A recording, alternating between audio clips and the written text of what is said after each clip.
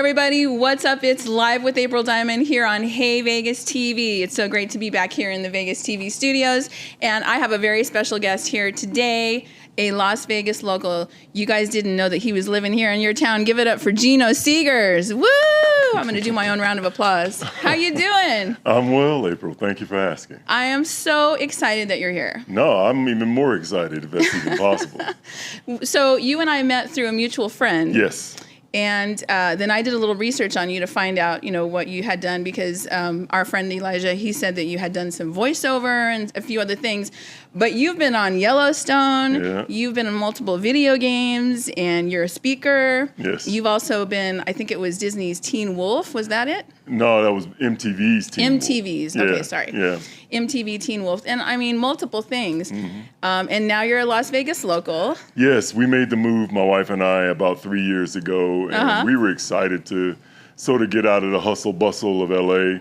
And I think it's working out well for us here. Yeah? Yeah. Definitely. You like it? Love it. Love it here.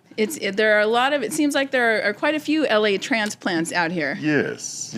I convinced some friends of mine to make that move as well. So I got my little team you got out your here. Team. Yeah, it's kind of cool. Team Geno. Not quite. I'm just like browsing quickly through all the things you've done. Tell us some highlights in your career. And I know we've all seen you in movies. I just, there are so many. Well, honestly, April, I think the highlight for me was my first opportunity, which was The Lion King. Oh, wonderful. And then playing the role of Mufasa, which I learned a great deal from that role. It was my first job, so I didn't really know a whole lot about the industry. Mm-hmm. And then really getting my teeth sunk into the character, really understanding the impact that role made on the show. Him only being on stage for 15 minutes, roughly. Yeah. He's got to really get the audience to love him, or if they don't love him, how are they going to really care what happens to Simba? Sure. So it was a lot of things involved in that level of storytelling, or that medium on stage. So I learned a great deal from the role of Mufasa, and that's probably my most, I don't think I've been more excited about a role outside of Mufasa. Yeah, that's incredible. And I would easily peg you for that. And I didn't know that was you. I didn't know that was your voice. That's incredible. Well, no. I did the stage production. Oh, the stage. Okay. Stage production, right. So Broadway. Broadway production touring company. Oh, yes. Yeah, so I was in Australia. I was in Sydney. I was in Melbourne. Went to Shanghai. Came back to America. Did the West Coast tour. Went to Mexico City, Hawaii, and then finished in Milwaukee, Wisconsin, and moved to New York. Wow. Yeah. That's incredible. Yeah. How fun is that? And then, so from there, did you move on to movies, or were you doing movies before then? No. I initially, I had an option to go to LA or to New York. I figured New York would be the better option because they had theater and film and film and television. Right. Instead of going to LA, where it was just primarily film. Yeah. I get to New York, and 2.5 years later, I still hadn't booked anything. Really? I really don't fit on Broadway. Yeah. I'm really not. I mean, yes and no. I think so, but... Nah, I really don't. No? I really don't. So LA was more... I probably should have gone to LA, but, hindsight's 20/20. Sure. But Broadway and I really don't sort of mesh. I don't sound like a Broadway singer. Typically, your star Broadway musical guy is a baritone tenor. I'm really not that. I'm really a bass baritone. In fact, to be honest, I really don't fit in Mufasa. Yes, you do. No, I don't. Okay. Mufasa's a baritone tenor. Can I kindly disagree? No, listen. Mufasa's a baritone tenor. Yes. And he sings talking music. F sharp, G option. Oh. I'm not that. I see. I'm a bass, right? Basso profundo. That I understand. Right? Yes. And credit to Disney. That I think that the word is out and that they will never hire another bass. Interesting. They will never hire another bass because it draws distinction between this particular company's Lion King and all the other Lion Kings. Interesting. They want the entire show to be the star. Not one character, but the show to be the star. Interesting. Credit to Disney. They're a smart bunch, those guys, They're a man. smart bunch. Yeah. You can learn a lot from Disney. You can learn a lot from Disney. They've been around a long time. Yeah. So tell us about Teen Wolf, MTV's Teen Wolf. Teen Wolf was an interesting venture because initially the character, this Omega Wolf. That's who you played, Omega Wolf? Well, he was an Omega Wolf. He was a lone wolf. Okay. So he was supposed to be one episode. Okay. But they kind of liked this dynamic, I see. And they brought me back. And at the same time, Cinemax offered me a series regular deal with the show Banshee. Banshee, that's what I saw online. Okay. And so I accepted the series regular job because it's series regular, right? Right. Yeah. But Teen Wolf wanted me to come back, and I couldn't because Banshee wouldn't release me.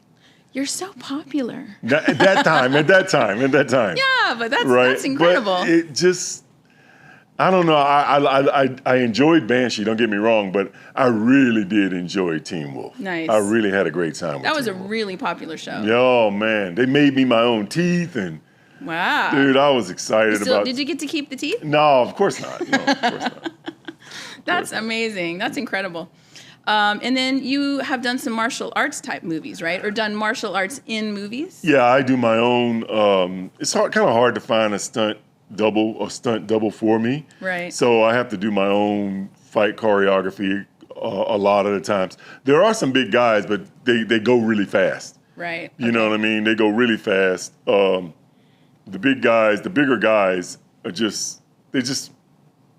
they're just in high demand. They're in high demand. They're in high demand. So the guys that are 5'10", 5'11" don't really match. Really? Yeah, they don't really match.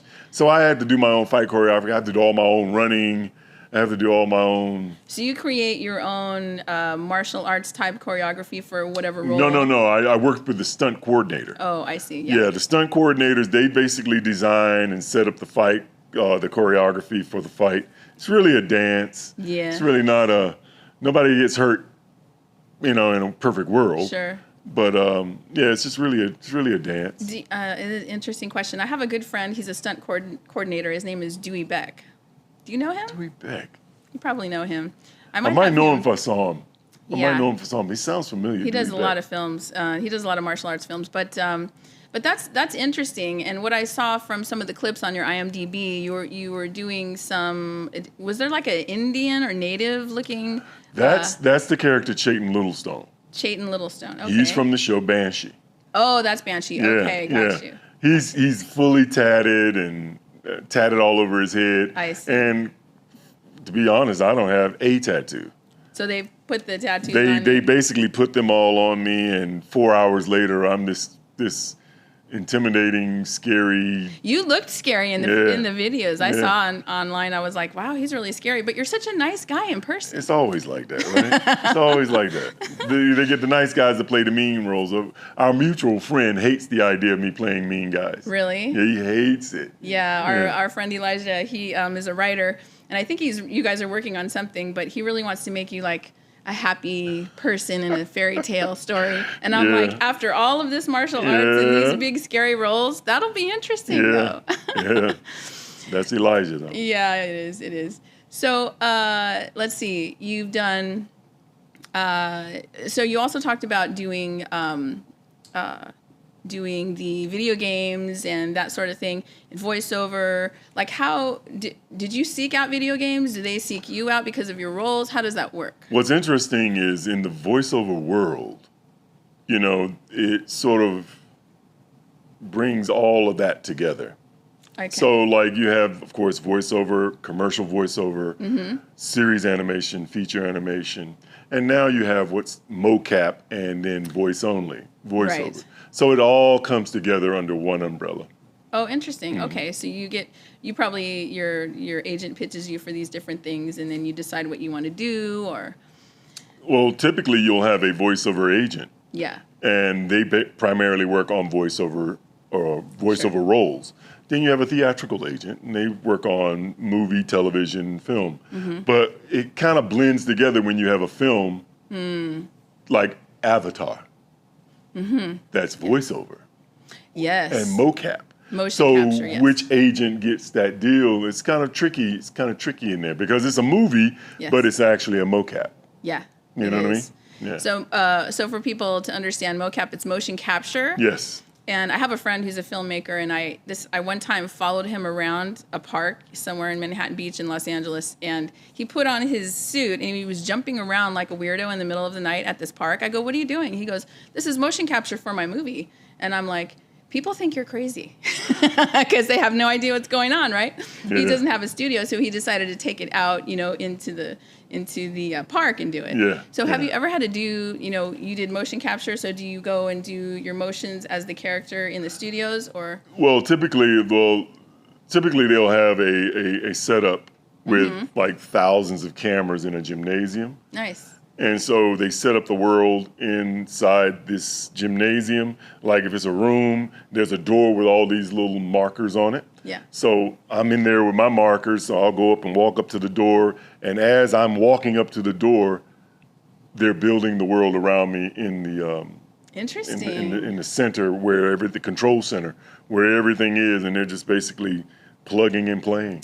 Right, and so you have these little sensors on your mocap suit, and it communicates to the computer like what your character is going to do. Yeah. So that must be interesting for somebody like you out there doing your thing in this big gym, and then you see it on screen and be like, "Wow, that's what I did." It's amazing. But it feels a lot like theater when you're doing the scene itself, because you have, of course, the gameplay, and then you have the narrative, or the story time. Yeah. And in every video game. So you can skip past the story time, but some of the real hardcore video gamers like to watch all of the storyline. Oh, nice, nice. How interesting. Do you have a favorite? Do you like all of it evenly, or do you have like a favorite? Yeah, I like them all for different reasons, you know. I like the fact that I can get it right on television. If I don't feel like I feel like I can do that better. Sure. Can we get another take on this one, Yeah. I like the fact that I can go back and redo it. I don't like the fact that I don't have any control over the edit, because invariably I'll get to see the show and I was like, man, why did he choose that take? I got 4 other takes better than that, but they'll choose the take that works. Listen, I feel like that sometimes doing this. I'm like, why did you keep that with this weird face? No, actually, Richard, you're great at this. But it's like, I have those moments too where I'm like, why did they pick that picture? But then there's stage, of course. Stage will give you that immediate rush. Yeah. And, it's more of an actor's medium. Because once the lights go up and the actors are on stage, it's completely in the hands of the actor. If he drops a line, he has to keep going. Right. He has to improv. And then the rest of the actors have to figure out where he left off. They have lines. And where they want to eventually get to. Yes. They all know where the end is, but now we're in the middle stuck somewhere. So how do we get to that end? Oh. So that's kind of exciting, because it's never... In The Lion King, people always ask, how can you do that over and over and over and over again? Oh, man, it's different every time. Is it? It's different every time. Interesting. Something happens, something called, somebody gets out of rhythm. Yeah. Someone drops a line. It's different every time. Someone drops a prop and everyone's distracted. Yeah, anything. Right? And heaven forbid, you guys, the show on stage is nothing like the show backstage. The backstage show is far more interesting than the actual show. Really? For the actors, anyway. All right, so tell us some tea from behind the scenes. When you're at your one on a stage, right? And once the lights go up and you're going, everything works the same way. You're walking past this person at the same music beat every night. So you get really accustomed to these people being in certain places every night at the same time. When one person is a step slow, it starts to become, whoa, what's going on? You're like, wait, then it throws everyone else off. It throws everybody else out. So it's far more interesting for the actor anyway. All right, well, this is very interesting, and we're going to talk more about this, and we're also going to talk about your role on Yellowstone and some other things that are coming up in the future. We'll be right back.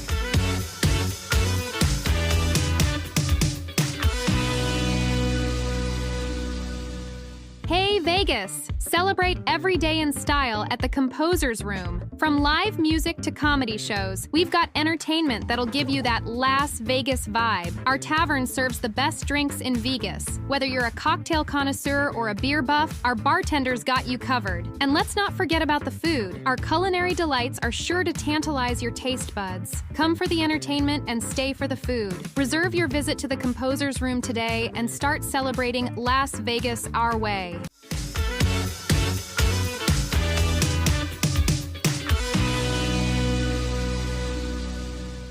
Hey everybody, we're back live with April Diamond here on Hey Vegas TV, talking to Geno Segars, and he's going to tell us a little bit about what went on backstage, as much as he can. But you hinted on a couple of things about how things exchange. You know, you get used to that rhythm of seeing the same people switching back and forth, coming on and off stage. Like, what happens back there? Well, I mean, it's a backstage choreography. So you're walking past at the same time. Sometimes you give a high five or a chest bump, or, you know, just depending on the relationship with the person that you're walking back there with. So it's a far more interesting dance behind the scenes for the performers than it is on stage, because you get into not I won't say a rut, but you get into a groove. Yeah. So you know what's going on stage every single time, every single night. So if somebody changes something up, you're like, hey, where's that guy? Right. And that's my entrance. Right. And if they change it up on stage, they could be out of their light. They could be in someone's way. And so it's you rarely want to change it on stage. Only if it's an accident does it change on stage. I see. But sometimes it happens, and most times you don't want it to happen. Yeah, it throws you off. But you're really good. You know, you're like, oops, there's a little faux pas. So you just keep it rolling because you're a professional. Absolutely. Absolutely. And, you know, with theater, you know, anything can happen. Yeah. You know, anything can happen. A prop might not work. Staging might not move where it's supposed to move. In The Lion King, we had this moving rock that rolled out. Sometimes the rock didn't work. Oh. And when the rock doesn't roll. We had to walk out there by ourselves.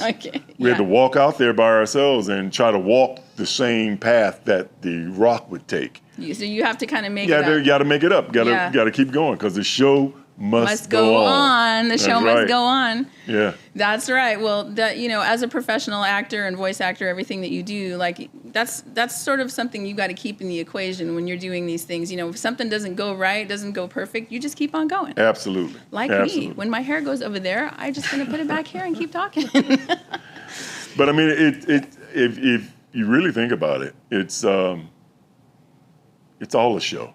You know, what I mean, it's all acting. All of it's all part of it. It's all connecting an emotion to an instrument, whether it's the lines, the lyrics, the movement. You're connecting emotion to it. Yeah. Right? And so to do that, you have to be able to suspend belief for a moment. Right. So in that suspension, you're living truthfully under a make-believe circumstance. Interesting. You know what I mean? So that's really what it is, living truthfully under make-believe circumstances. Living truthfully under make-believe circumstances. That's it's storytelling. Yeah. So that's incredible, and I know we could talk more about that, but I'm really fascinated about your part on Yellowstone, because I think about that show as a super popular show with Kevin Costner and Rip and all the characters, and you seem like the perfect cowboy to me. Well, in all honesty, when I originally auditioned for Yellowstone, I was auditioning for the brother that gets killed. Oh, I see. And Taylor decided, no, I don't want to kill you. You're interesting. I like your look. I like your sound. So I'm gonna wait. I'm going to wait and see if there's another role that we can do. One that's interesting. More we can expand on. Yeah. I'm like, cool, no problem. Right. So the idea was to have me play Danny Trudeau, the father of the young girl that gets abducted. Danny Trudeau is the sort of Taylor called him the reluctant Tonto. The reluctant Tonto. The reluctant Tonto who saves Casey's version of Long Ranger. Okay. But, you know, the writers, of course, as it is, it's Hollywood. They go in a completely different direction, and it is what it is. But I love being on that show. I absolutely enjoyed working with Taylor. Kelsey Asbel worked with me on Pair of Kings. Pair of Kings. Okay, Yeah. I saw that too. Right. Your on IMDb. Disney. Right. She worked with me on Pair of Kings as my daughter. And we went out to dinner before we were shooting the next day. And she warned me. She says, listen, Taylor is very fast. If you have an idea for a take, do it first. Because if he likes it, he's going to move on. And she could not have been righter. Interesting. Oh, man. At one take, he wants to move. I was like, hey, let me try it again. No, I got it. One more time.